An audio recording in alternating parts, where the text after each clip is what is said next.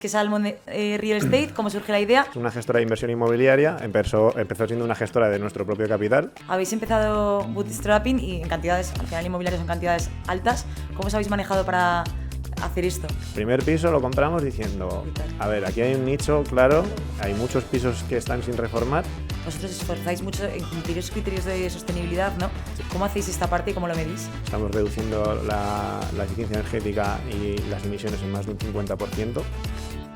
Chilling Friday, de Cenova, con Marta Pallarés.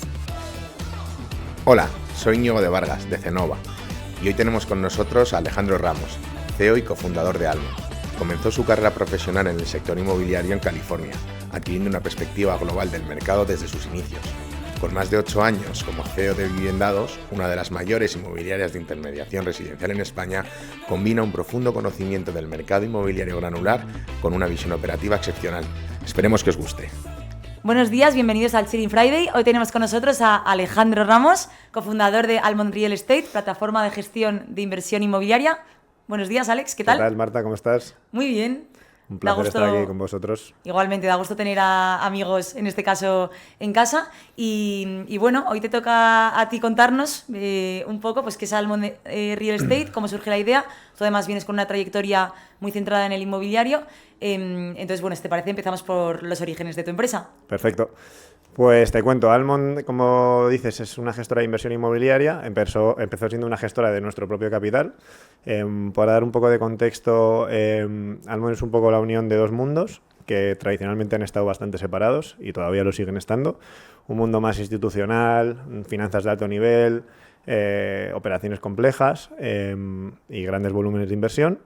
Y el mundo más granular, un mundo más aterrizado en el inmobiliario que para algunos de nosotros es bastante reconocible, el casa a casa. En Madrid es el tercero, exterior, interior, el alquiler del piso a piso, la compra-venta del piso a piso. Esos dos mundos han estado tradicionalmente muy separados. Uh-huh. En esos dos mundos hay gente muy diferente en cuanto a background que tienen cada uno y un poco la vida de esos dos nichos dentro del inmobiliario residencial, y nosotros hemos conseguido un poco conectarlos. Entonces, ¿cómo lo hemos hecho? Un poco esa analogía, pues los dos fundadores principales venimos de esos dos sitios. Miki, que es el otro cofundador de la empresa, viene del mundo institucional, trabajó en Londres, banca de inversión, fusiones, adquisiciones, pasó a un fondo inmobiliario muy grande, sofisticado, de grandes inversiones, poca gente, pero mucho volumen de inversión. Y yo empecé por la parte más del barro granular. Mis padres fundaron una inmobiliaria en Madrid, una de las más antiguas y más grandes. ¿Cuál es? Viviendados. Mi madre ha sido es una personaje del sector, siendo presidenta de la Asociación de Inmobiliarias de España, y bueno, siempre ha estado ahí. Y yo desde pequeñito he estado correteando pues, por los SIMAs, haciendo marketing en la empresa, mandando a los periódicos antes de que existiesen los portales. Vi cómo los Encinas de Idealista y otros muchos fundadores pues, pasaban por la oficina vendiendo sus nuevas ideas. Entonces he estado muy en ese nacimiento. ¿Te veías en el futuro trabajando en inmobiliario? Sí, no era algo como lo típico de quiero ser piloto de Fórmula 1 o astronauta y quiero trabajar en inmobiliaria, pero siempre supe que estaba en la terna de las posibilidades. Claro. Mi perfil es más financiero, más técnico, más friki, pero he sabido adaptarlo también a este nicho. Al final acabé estudiando en Estados Unidos, volví y trabajé en inmobiliaria porque sabía que era... ¿Esto fuera? Trabajé en California, en el sector inmobiliario también. Porque no sabía que una de las posibilidades era que a mi vuelta pues que me dedicase a ello, y es lo que hice. Entonces llevé durante 8 o 9 años la empresa, aprendiendo un poco toda la cadena, pero al final llegué a ser Estoy a Viviendados. Sí. ¿Vale? Entonces eso me conectó, me dio pues todo el contexto de la inversión o del mundo granular. Pues ahí conocí a los fundadores de las empresas de data, todo el que salía con cualquier iniciativa, yo le levantaba la mano, oye, vamos a conocernos, y me dio un muy buen contexto a entender ese mundillo. Entonces empezamos a hacer inversiones, Miki y yo. Vale. Esto me llama mucho la atención, perdona que te pare, pero habéis empezado bootstrapping y en cantidades, al final inmobiliarios en cantidades altas. ¿Cómo os habéis manejado para hacer esto?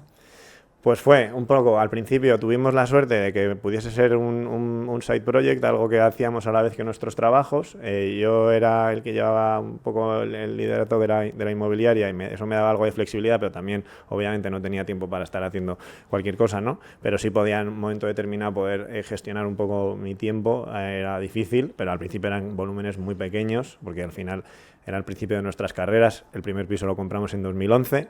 No sé qué tendríamos, pero 20 y tantos años, y estaba la crisis recién pasada. O sea, esto ya con la idea de Almond Real Estate.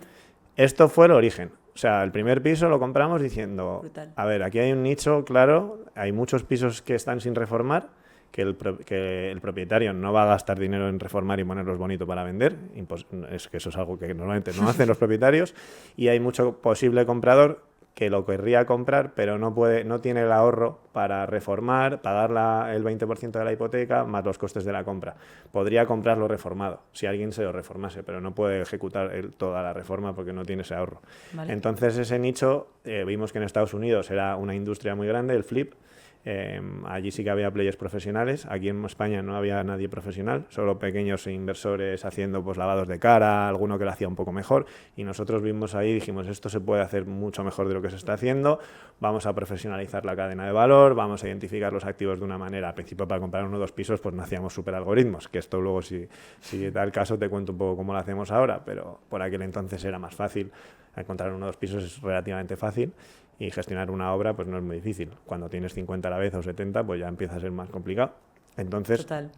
nos pusimos a profesionalizar esa cadena de valor y empezamos a hacer un piso, luego con lo que ganamos hicimos otro, con lo que ganamos hicimos 2 a la vez, con lo que ganamos 4 a la vez, 5 a la vez, 6 a la vez, fuimos reinvirtiendo todo lo que teníamos siempre y seguimos haciéndolo, y al final pues esa rueda se siguió moviendo hasta que fuimos haciendo un equipo, y por acelerar un poco la explicación, hasta que llegamos a hacer con nuestro propio capital, ir reinvirtiendo, y financiación también bancaria, que también hicimos un buen nombre con los bancos poco a poco, también muy poquito a poco, avalando personalmente. Pero ¿cuándo es el gran cambio? Porque al final de una propiedad a casi 300 que tenéis a día de hoy, o sea, ¿qué año pasa, no? O sea, por mucho que fueseis poquito a poquito, siendo 2. El cambio pasa grande cuando ya los dos, primero dejar el trabajo, vemos que esto es algo sólido, que de verdad tiene futuro, que podemos construir algo que tiene sentido. Lo deja él, al año lo dejo yo, esto es 18 o 19, ya estamos haciendo 50 operaciones al año de compra y de venta, ya empezamos a tener una buena facturación, empieza a haber sustancia en la empresa, un poquito de equipo y un poco de tecnología también, y ahí decimos, venga, ¿qué hacemos? O sea, nació todo el mundo del iBuying, nosotros éramos en realidad más o menos iBuyers, aunque no llegamos a potenciar tanto esa línea un poco de más startup y darle más peso a la compañía, sino nosotros siempre hemos estado muy enfocados en la operación, en que cada transacción tuviese una lógica económica, aparte de que luego la rodeemos de valor de compañía, pero que la transacción tuviese sentido. Nunca, ¿vale? no nos queríamos desligar de eso. Eso nos ha hecho ir más despacio también, pero no nos queríamos desligar de ahí. Entonces pensamos, casi nos lanzamos a meterle mucha caña al flip y a hacer algo a mucho más volumen, pero al final vimos un poco el nacimiento del Build to Rent, el mundo del alquiler, y también nos inspiramos un poco en modelos americanos. Allí se llama Single Family Rentals, es todo un mega nicho, como un asset class allí, muy grande, en trillions, o sea, es una cosa muy grande. Son empresas tipo Almond que lo que han ido es comprando sobre todo chalets y conformando grandes carteras, rodeando de luego de tecnología para poder hacer eso, porque es verdad que es un reto mayor que hacer un edificio, porque si tienes 100 chalets, pues no son 100 pisos dentro de un bloque, están en 100 sitios diferentes. Y nosotros estamos replicando esto en España, en Madrid actualmente, con vocación de expandirnos a otras ciudades. Entonces, el gran cambio fue decidirnos por este modelo de negocio, de usar nuestras capacidades y nuestra tecnología para dar soporte a un inversor institucional, o sea, a un gran capital, para hacer la primera gran cartera de alquiler reformado de verdad, con diseño y muy bien localizado. En este caso es dentro de la M30. Aquí, claro, eso es lo que te iba a preguntar, que al final, hablando contigo, me decías, oye, no nos caracterizamos por propiedades de lujo como tal, pero sí en zonas prime, ¿no? O sea, hacéis una selección, sí que tenéis una selección de dónde queréis que estén ubicados vuestros inmuebles, qué requisitos tenéis, y con esto le uno a la pregunta de tenéis, o he visto que tenéis como 4 tipologías de servicio, ¿no?, dentro del alquiler. El singular que contabas ahora, alquiler tradicional, o sea, esto lo he visto en vuestra web, chapándomelo antes de que vinieses, pero no sé si hay diferencias entre un alquiler y otro. A ver, por la primera pregunta que me dices de un poco la selección. Nuestra idea es que el mundo granular y el mundo del alquiler se va a profesionalizar y que lo que a día de hoy es un mundo de particulares o mom and pops, como llaman los americanos, de gente invirtiendo un poco así deslocalizadamente, a veces alguno profesional, otro cero profesional, pues pensamos que eso poco a poco va a ir profesionalizándose. ¿Vale?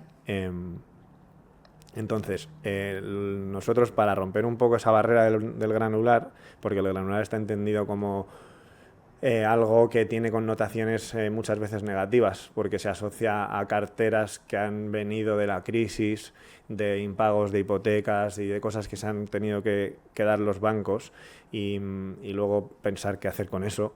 Han tenido que salir otros players para darle forma a qué se podía hacer con eso que había aparecido. Nosotros no vamos por ahí. Nosotros creamos de 0 portfolios seleccionados casa a casa con unos criterios de inversión pre-seteados. ¿Vale? Y entonces, en este caso, el primer gran portfolio que estamos creando, que ahora sí seguro que hablamos de él, que es Almond Core Center, es una SOCIMI que lanzamos a bolsa en enero. Enhorabuena. Muchas gracias. Y entonces hemos hecho esta SOCIMI tiene unos criterios de inversión bastante prime. No es que sea una SOCIMI de lujo, es que está muy bien localizada y las reformas que se hacen son muy intensivas, en el sentido de que pues los pisos se tiran abajo y se hacen de cero y muy pensado el tema de ESG, de la eficiencia energética y la reducción de consumos. Ahora hablaremos de esto también. Sí, y por eso es Prime un poco, y por eso le estamos llamando Prime Granular Residencial, PGR, porque estamos un poco abriendo mercado en Europa, trayendo ese single family rental aquí a España para aquí no hay tanto chalet. O sea, y no es la parte del inmobiliario con más rentabilidad por alquiler. ¿Aquí en Madrid o en general en España? En general en España, bueno, a ver, en España sí que hay mucho chalet, ¿no? Pero si quieres unificar buena localización si quieres tener un balance de buena localización y yield alto o rentabilidad por alquiler buena, no hay chalet. Si un chalet en Madrid está en el Viso, está en sitios que la rentabilidad por alquiler es muy baja. Entonces nosotros lo que hacemos es esto, pero con pisos. Los vamos seleccionando en zonas muy buenas y hacemos reformas de verdad con mucha inversión, mucho diseño y mucho esfuerzo también por el ESG. Por eso es un poco prime, no tanto porque sea lujo. Total. Me gusta muchísimo la frase que te he escuchado decir alguna vez de que al final vuestra visión no es operar el alquiler granular como si fuese un edificio, ¿no? Esto al final, ¿cómo se diferencia de cara hablando de la experiencia de cliente desde el punto de vista del inversor? ¿Qué diferencias tenéis de rentabilidad de vuestra metodología versus la tradicional? Pues la primera barrera que te encuentras cuando quieres convencer a alguien de invertir grandes volúmenes en granular, pues te encuentras muchas barreras. Básicamente hay como un rechazo de que eso, vaya movida, ¿no? Y nosotros vemos que Amazon o Globo te está trayendo un Big o un burrito. Entonces dices, vale, sí, ok, es granular, es un poco... es un challenge, pero estamos hablando de casas de 200 y pico mil, 300.000 euros de inversión y luego tickets de alquiler de entre 1.500 y 2.000 de media, claro, en el caso nuestro. Entonces tampoco es, vale, ok, es granular, pero que tampoco estás trabajando con algo. Entonces, bueno, yendo a las diferencias, nosotros somos capaces de encontrar rentabilidades más altas que el Build to Rent tradicional. Ostras. En localizaciones mucho mejores.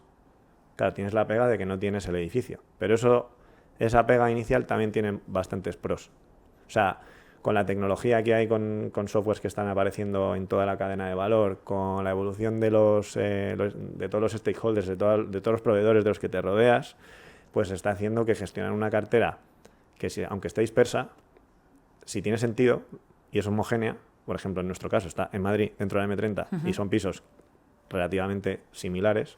O sea, es que no estás invirtiendo un piso en Valladolid, otro piso, entonces ahí la cosa se complicaría, que me parece gestionable completamente, pero igual es un poco más difícil. Pero si te estás concentrando... Entonces, al final conseguimos que una cartera granular se gestione como muy parecido a un gran edificio. Al final tienes tu property manager, que recibe las llamadas de los inquilinos. Nosotros en la cadena de valor, no creo que nos dé tiempo para recorrerla entera, pero destinamos los esfuerzos donde pensamos que podemos marcar la diferencia. Hay sitios en los que no marcamos la diferencia y nos apoyamos en el mejor tercero que podamos. Entonces, yendo que me despisto a la pregunta, al final conseguimos una mayor rentabilidad en una mejor localización y nos dedicamos a pulir esas partes que son un poco un mayor reto que gestionar un edificio. O sea, al final es verdad que hacer una obra, pues prefieres hacer una obra. Si vas a hacer 200 casas, pues prefieres hacer una obra de un edificio entero. Nosotros las 200 reformas las tenemos que hacer en diferentes sitios. Pero bueno, se trata de ir solventando un poco esos puntos de fricción en la cadena y es algo que estamos haciendo con éxito y estamos demostrando pues que se puede y que al final incluso me parece que tenemos un desbalance entre riesgo y rentabilidad. O sea, que estamos consiguiendo... ¿Por qué?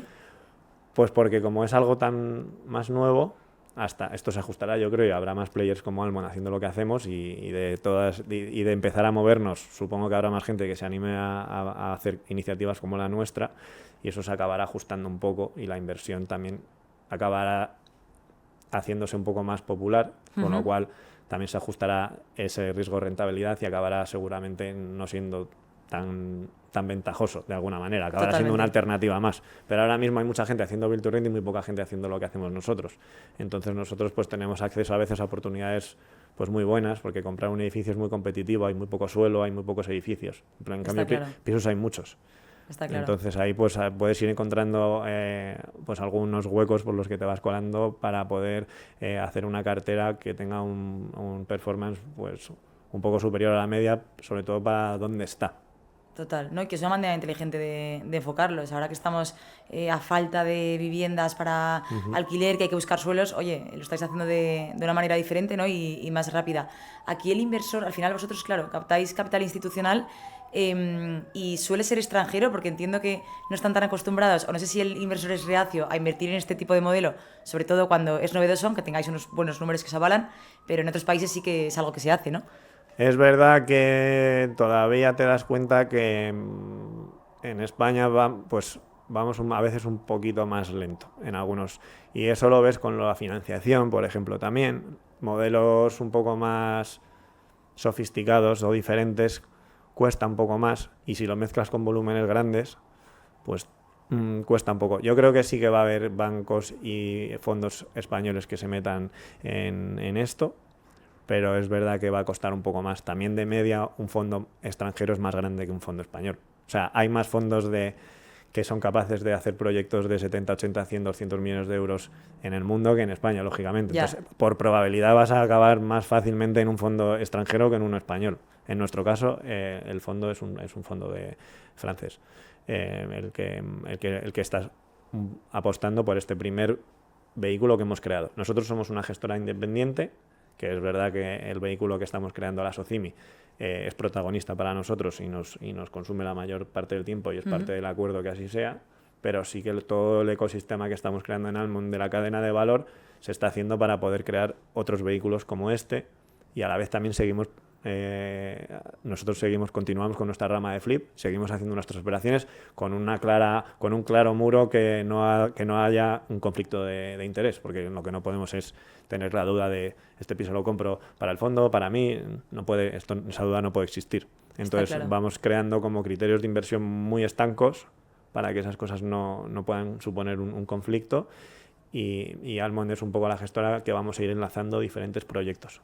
A día de hoy el principal es Almond Core Center, que sigue creciendo y que es un poco nuestro bebé más cuidado, que ya va siendo un poco más que un bebé. Total, no, pero qué guay, porque se ve que lo tenéis todo súper claro. O sea, no hay nada como tener un plan estructurado y sobre todo unos buenos números que os avalan. O sea, que bien. Oye, ¿y cómo...?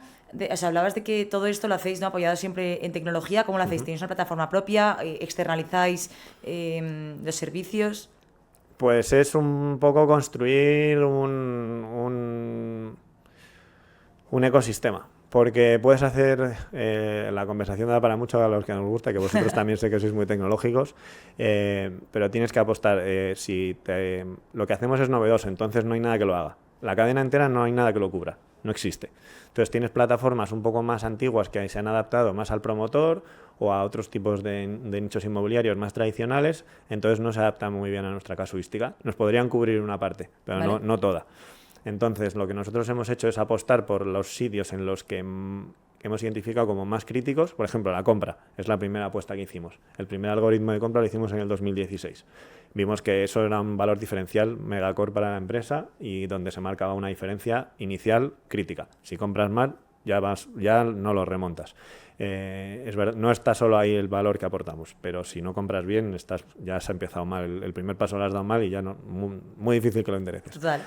Entonces, ahí empezamos a apostar por los algoritmos, a hacer nuestro propio software de identificación de activos por el Big Data, empezamos a evolucionar el algoritmo y luego cubrimos toda la cadena de la compra, desde el reporting interno para subir los vídeos, toda la documentación, conectar con catastro, con registro, y para poder hacer el pricing cada vez más sofisticado y más acertado.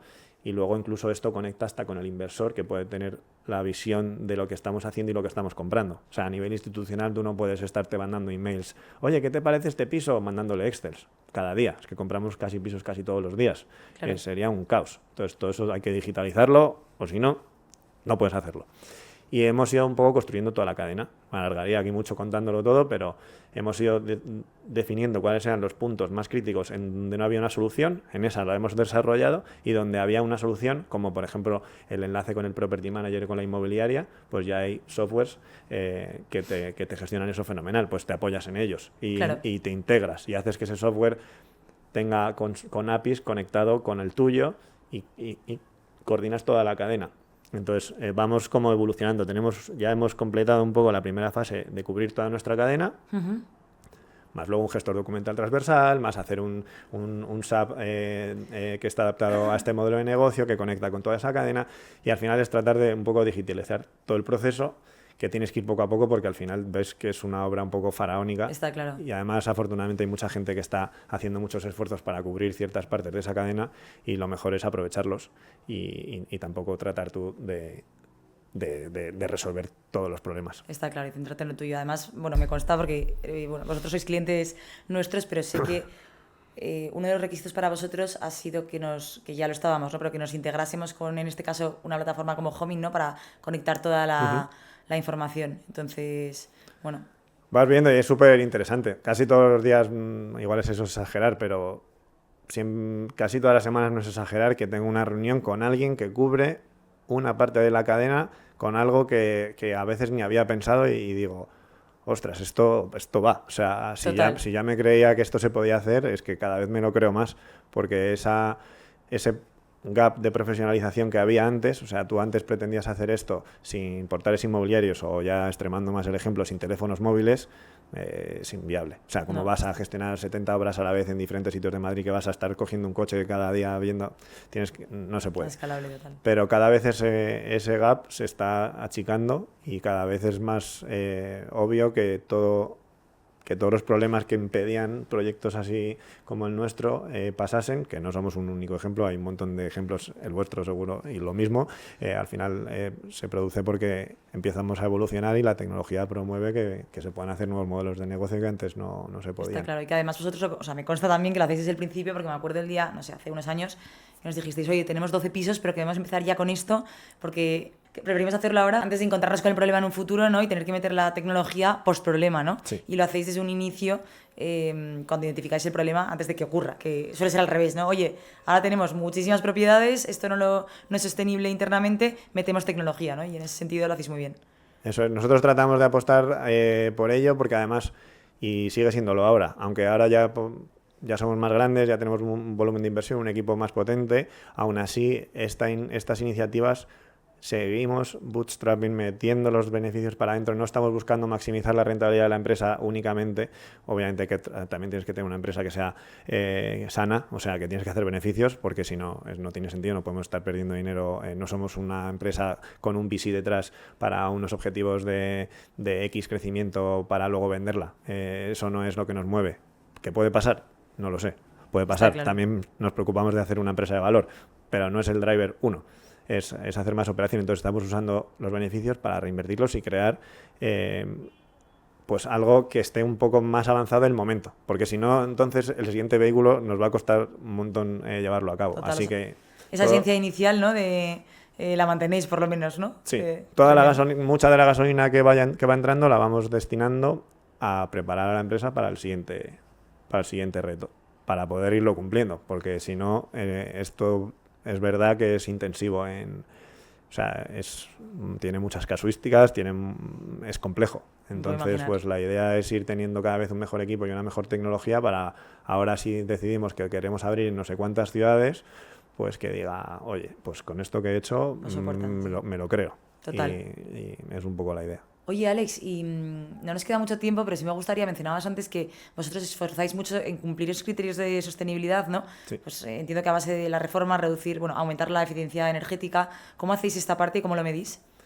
Pues esta parte ha sido también un pilar importante. Al final no estamos hablando mucho también de la renovación de las ciudades, pero iniciativas como la nuestra están renovando un poco la ciudad, están haciendo que el parque inmobiliario, que por ejemplo ciudades como Madrid es de más de 50 años de antigüedad y se necesita renovar, pues estamos dándole un enfoque más profesional a esa parte. También ha fomentado que capital como el que nos ha invertido invierta porque ha visto que puede cumplir con unos estándares de calidad que cada vez son más exigentes para el mundo institucional, entonces necesitan invertir en cosas que puedan probar que de verdad tienen un impacto y Almon Core Center es un ejemplo de ello. Estamos reduciendo la eficiencia energética y las emisiones en más de un 50%, en un 58 y un 51 por las reformas. Estamos trabajando con las principales certificadoras de España. Ya tenemos un acuerdo cerrado que será algo que usemos un poco para generar un poco noticia en las próximas, no sé si semanas o el próximo mes, una de las mayores sellos de calidad de España para el primer sello de reforma sostenible. Esto nos exige elegir los materiales, cómo gestionar los residuos, hasta electrodomésticos, griferías para controlar el caudal y un montón de cosas para poder luego tener esa reducción. Y eso también está haciendo pues que es parte de redondear un poco el producto para que este producto también sea cada vez más institucional y también vaya teniendo un impacto, porque los inquilinos los inquilinos van pagando, también tienen una reducción de sus facturas y también el propietario tiene un portfolio que está demostrado que está generando un impacto positivo y esto está siendo algo que es súper relevante en la estrategia y en este prime granular que nos imaginamos en un futuro, pues Total. Esto es uno de los pilares, el ir generando este impacto positivo en las ciudades y en los inquilinos. Totalmente, y como no iba a ser de otra manera, vosotros haciéndolo bien desde es que no hay nadie que lo esté haciendo, entonces, o sea, es que estamos un poco abriendo camino. Por ejemplo, te encuentras que está súper evolucionado este mundo en el mundo de los edificios, que tienes los BREEAM y todos los sellos súper avanzados y ya todo el mundo entiende incluso subcategorías dentro de cada sello. En cambio, para la reforma de la vivienda te hacen un certificado normal y corriente, y entonces tú sacas una C, pero es que a lo mejor una C es lo máximo que podías hacer y tú has hecho todos los esfuerzos. Total. Has cancelado la caldera, has hecho trasdosados, has puesto ventanas especiales, has hecho absolutamente todo y no hay un certificado que pruebe, que te diga, oye, esto está perfecto, o sea, no puedo hacer más, ¿sabes? Porque luego te enfrentas al edificio, el edificio no lo puedo tirar, ni puedo yo cambiar la fachada.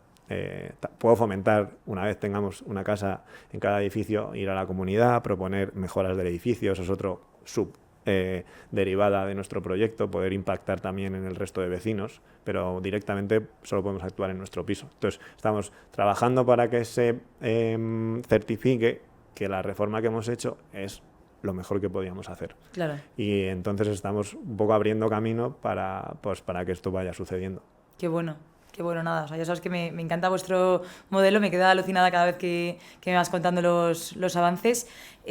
Por último y por cerrar ya esta conversación, ¿qué pedirías? Si tienes que pedir algo, clientes, mejoras, financiación, ¿qué pedirías?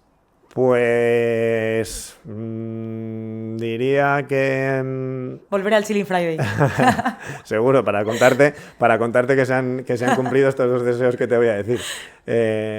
Diría que esta evolución que estoy viendo se acabe de consolidar y que esto se convierta ya del todo en una realidad y este producto cale y este asset class se acabe de conformar.